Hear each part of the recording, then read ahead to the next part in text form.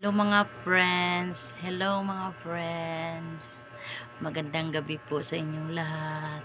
Nandito po ako ngayon para ipakita ko sa inyo ang aking munting kwarto. Maliit lang yan.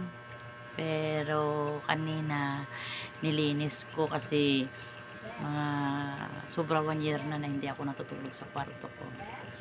Yan, pero kanina naglinis ako, yan. Kaya dito na rin ako natutulog ngayon.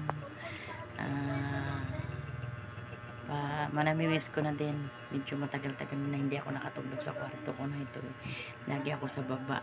Kasi natatakot ako madulas ako sa hagdanan. Ah, kaya ngayon okay na rin. Naglinis kasi ako, inayos ko kaninang hagdanan. Kaya dito na rin ako natutulog ulit. Ito mga friends, maliit lang yung kwarto ko pero tahimik at malinis.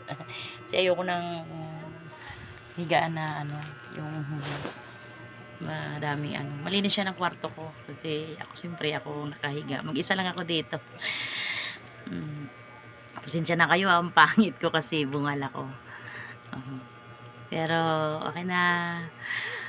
By next month makapag na rin ako. Makapag-postiso na din ako. Bye bye. Good night everyone.